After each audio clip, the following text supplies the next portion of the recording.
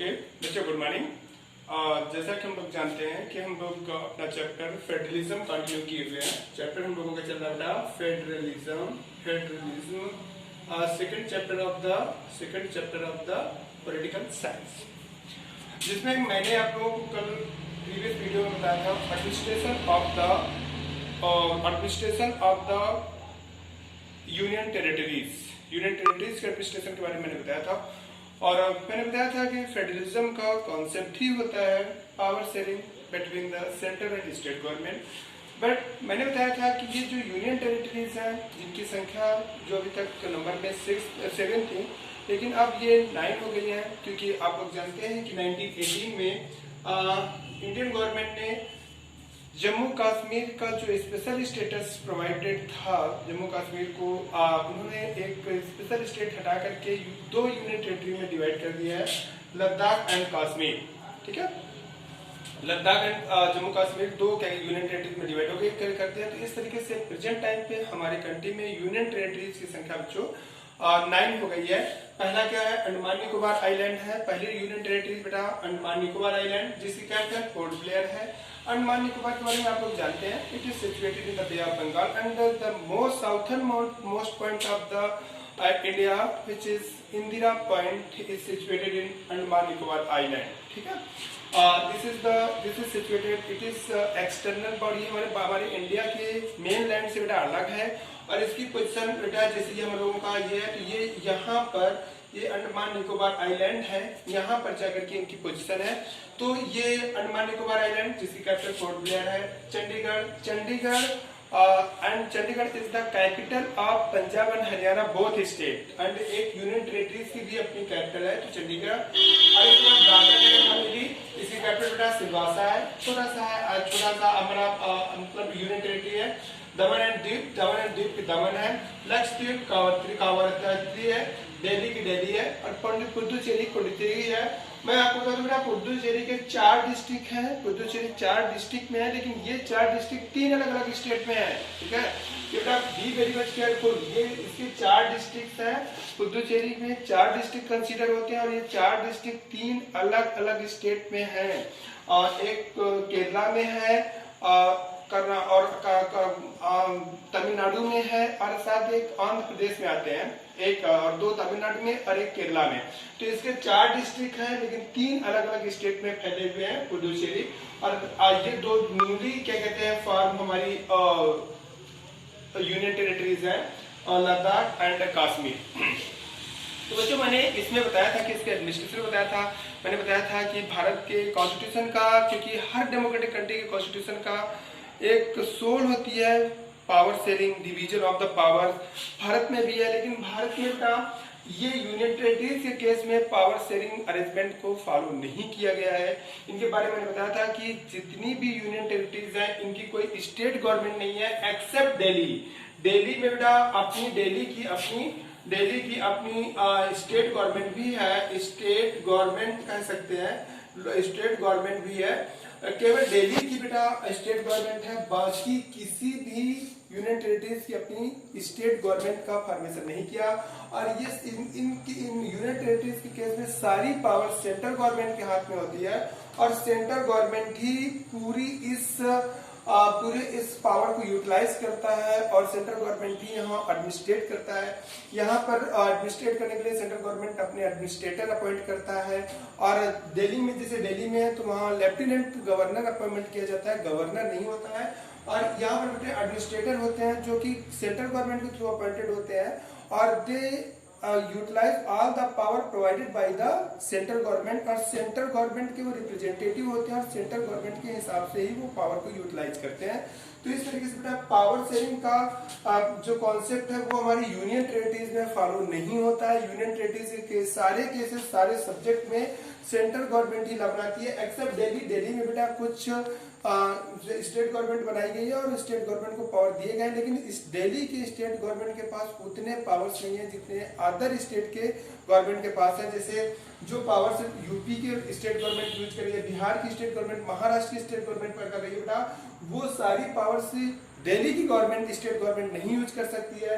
For example के तौर पर पुलिस डिपार्टमेंट, जैसे पुलिस मैंने बताया था, police is the subject of the state government, but it is not subject state government in case of the Delhi. In case of the Delhi, the police is the subject of the centralist या unionist and it is handled by the Home Ministry of the India.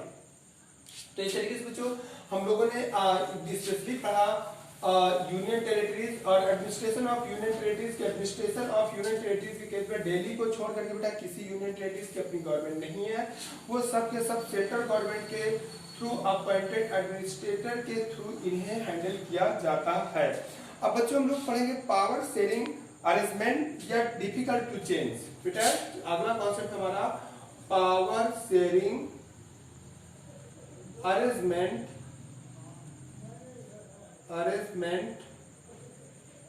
And difficult to change.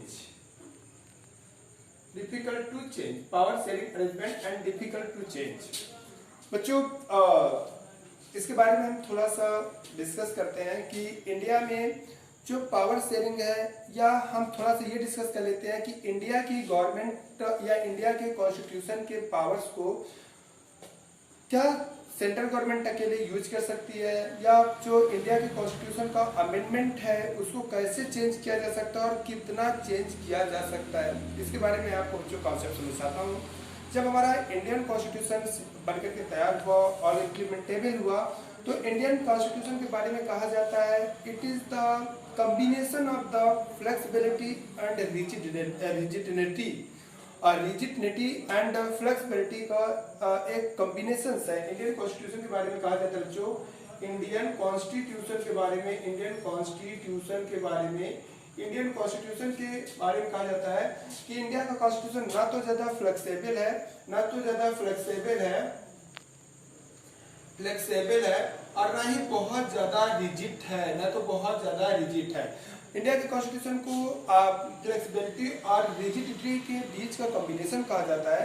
And इसके बारे में जवाहरलाल नेहरू ने कहा भी था। Jawaharlal Nehru who was also first prime minister of India and great freedom fighter as well as important person of the Constitution Assembly, और constitution assembly के many जो समिति थी उनकी कई समितियों के वो प्रेसिडेंट भी थे, तो उसके बारे में उन्होंने कहा भी था कि ऐसा कॉन्स्टिट्यूशन कंट्री के प्रोग्रेस में रिस्ट्रिक्शन ही क्रिएट करता है which can not be change according to the changeable condition. ऐसा कॉन्स्टिट्यूशन जो बदली हुई परिस्थितियों के अनुसार यानी चेंजेबल कंडीशन के अनुसार अपने आप को चेंज ना कर पाए, तो वो कॉन्स्टिट्यूशन कंट्री के डेवलपमेंट में ही प्रॉब्लम्स क्रिएट करता है। मतलब constitution of the country should be changeable according to the conditions and conditions के हिसाब से चेंजेबल होना चाहिए, ऐसा जवाहरलाल नेहरू ने कहा था। मतलब हमारे कॉन्स्टिट्यूशन को चेंज कर मतलब चेंजेबल है हमारे कॉन्स्टिट्यूशन को बाय द अमेंडमेंट के through centre and state government, central और मोस्टली आर्टिकल सेंट्रल गवर्नमेंट या यूनियन पार्लियामेंट चेंज कर सकती है, लेकिन कुछ ऐसे आर्टिकल्स हैं जिन्हें चेंज करना पॉसिबल है। मैं आपको इसका एग्जांपल देता हूं। बच्चों हम लोग जानते हैं कि हम लोगों को पहले हम लोग थोड़ा सा एग्जांपल पढ़ेंगे और आफ्टर दैट पढ़ेंगे कि पावर शेयरिंग को चेंज करना काफी कठिन काम है जो हमारे कंट्री में की गई है, और इसका कॉन्सेप्ट मैं बताता हूँ कितना कठिन है। ये मैं एक एग्जाम्पल से समझाता हूँ कि बच्चों तुम लोग जानते हो कि हमारे पास हमें फंडामेंटल हमारे कॉन्स्टिट्यूशन के पार्ट 3 में आर्टिकल 12 से लेकर 35 तक, आर्टिकल 12 से आर्टिकल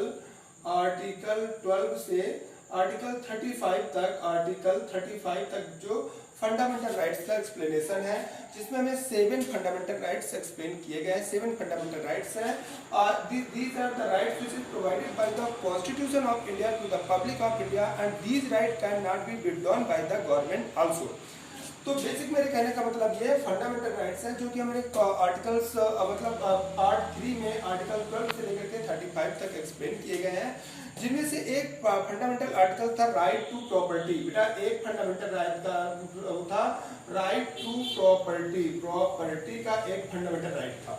फंडामेंटल एक हम स्पेशली राइट के बारे में बात करेंगे क्योंकि ये राइट कैसे एलिमिनेट हुआ और ये राइट अब हमारा फंडामेंटल राइट नहीं है, तो कैसे कॉन्स्टिट्यूशन ने इस पर चेंज किया? क्योंकि जब आर्टिकल्स मतलब ये जो हमारा राइट टू प्रॉपर्टी है, मतलब ये फंडामेंटल राइट्स है, इसको चेंज करना काफी डिफिकल्ट है, लेकिन ये भी चेंज किया गया। किस कंडीशन में चेंज किया गया वो कंडीशन समझा के मैं आपको ये बता रहा हूँ कि पावर शेयरिंग को कैसे चेंज करना एक डिफिकल्ट काम है।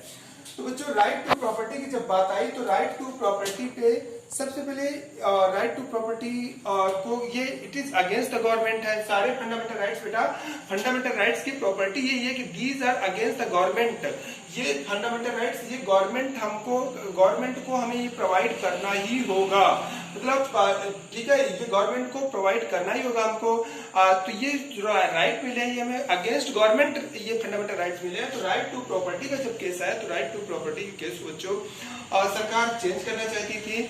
इंदिरा गांधी गवर्नमेंट ने काफी बार इसको चेंज करने की कोशिश किया और 1942 में जब चेंज रही 1976 में बाय 42nd अमेंडमेंट के थ्रू बेटा, 42nd अमेंडमेंट 1976 में बाय 42nd अमेंडमेंट के थ्रू इंदिरा गांधी गवर्नमेंट ने इस आर्टिकल्स को चेंज करने की कोशिश की और जब शी वाज नॉट सक्सेस तो उन्होंने बेटा इस आर्टिकल्स को कंट्रोल करने के लिए, किस आर्टिकल्स को, राइट टू प्रॉपर्टी के फंडामेंटल राइट्स को कंट्रोल करने के लिए बेटा उन्होंने फंडामेंटल ड्यूटीज का एक्सप्लेनेशन किया।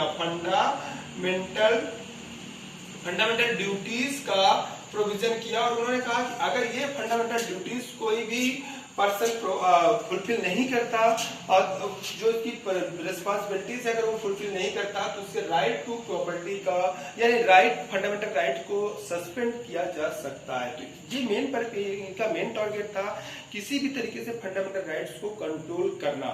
बट बच्चों अब इस पर जब उन्होंने चेंज करने की कोशिश कर रही थी तो सुप्रीम कोर्ट ने इस पर रोक लगा दिया, ये कहते हुए कि government of India is not authorized या parliament of India is not authorized to change the fundamental rights. लेकिन बच्चों 1978 में जनता पार्टी की गवर्नमेंट जब बनी, 1978 में जनता पार्टी गवर्नमेंट के थ्रू जनता पार्टी गवर्नमेंट बनी और मिस्टर मोरारजी देसाई जब प्राइम मिनिस्टर बने तो 1978 में बेटा इन्होंने राइट टू प्रॉपर्टी को एलिमिनेट कर दिया और सुप्रीम कोर्ट को भी ये एक्सेप्ट करना पड़ा, ये कहते हुए कि मतलब parliament has right to amend the constitution, क्योंकि इंदिरा गांधी ने कॉन्स्टिट्यूशन में बाय 42nd अमेंडमेंट के थ्रू ये अमेंडमेंट किया कि भारत की parliament is authorized to change the any part of the constitution including the article 368 में बेटा अमेंडमेंट प्रोसेस का एक्सप्लेनेशन है कि how can parliament of India can change to the constitution.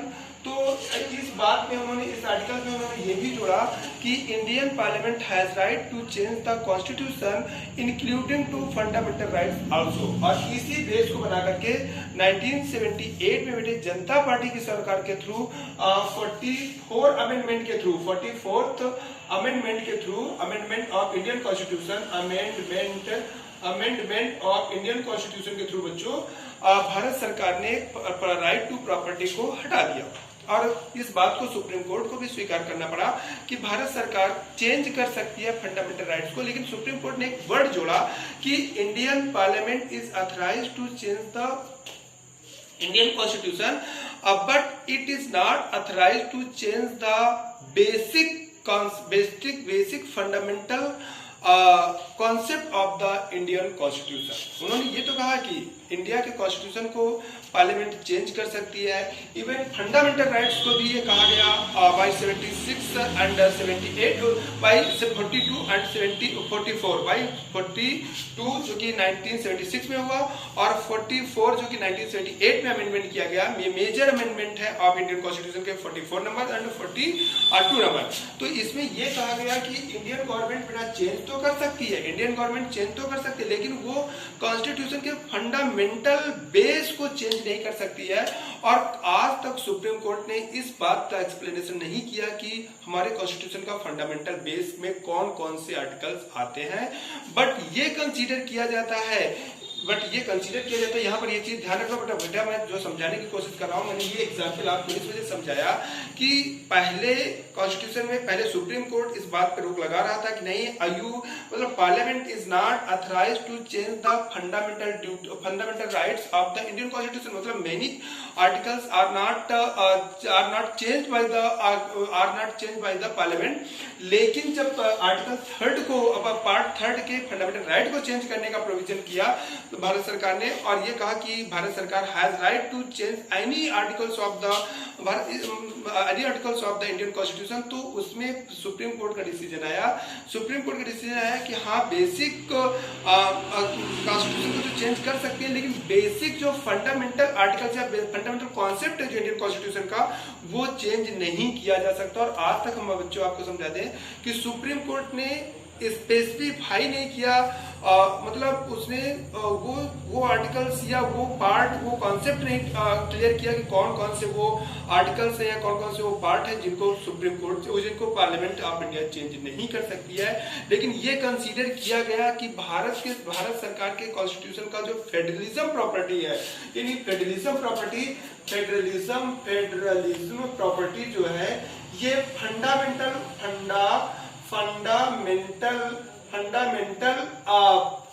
Part है या फंडामेंटल कॉन्सेप्ट है, फंडामेंटल इंडियन कॉन्स्टिट्यूशन का fundamental base है, जिसे कोई भी सरकार अकेले चेंज नहीं कर सकती है। इवन पार्लियामेंट भी इसे चेंज नहीं कर सकती है कि वो कंट्री को फेडरल से चेंज करके यूनिटरी कर दे। इस वजह से इसके बारे में कहा जाता है कि पावर शेयरिंग चेंज करना काफी डिफिकल्ट है। क्योंकि बेटा हम अभी क्यों डिफिकल्ट है, हम आपको इसका कॉन्सेप्ट बता दें कि अब सरकार इस कॉन्सेप्ट को चेंज कर सकती है, तो कैसे चेंज कर सकती है। तो बच्चों, हम लोग अमेंडमेंट के प्रोसेस को पहले पढ़ लेते हैं। जब भी कोई बिल, ये बेटा हमारे पास लोकसभा है, ये लोकसभा है और ये राज्यसभा है, ठीक है बेटा, ये राज्यसभा है। अब जो हमारा जब कॉन्स्टिट्यूशन अमेंडमेंट से रिलेटेड जो बिल होता है बेटा, तो वो इन दोनों हाउसेज में, बोथ हाउसेज में, किसी भी हाउस में रिप्रेजेंट किया जा सकता है, रिप्रेजेंट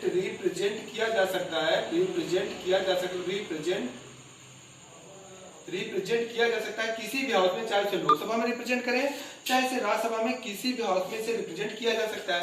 तो मान लीजिए बेटा कोई भी बिल हमारा फंडामेंटल कॉन्स्टिट्यूशन के अमेंडमेंट से बिलोंगिंग है, तो उसे चाहे लोकसभा में रिप्रेजेंट करो, चाहे राज्यसभा में रिप्रेजेंट करो, लेकिन इसकी कंडीशन क्या है कि कोई भी बिल अगर कॉन्स्टिट्यूशन अमेंडमेंट से बिलोंग करता है, तो उसे दोनों हाउस से, बोथ हाउस से, लोकसभा राज्यसभा बोथ हाउस से उसे 2/3 मेजोरिटी से पास होना चाहिए सेपरेटली। मैं बता दूं बेटा, आर्टिकल्स 108 के थ्रू जो ज्वाइंट मीटिंग का प्रोविजन है, कोई भी बिल अगर पास नहीं होता, कोई भी बिल अगर राज्यसभा में गिरता है, तो on the advice of prime minister, president of India call the joint meeting.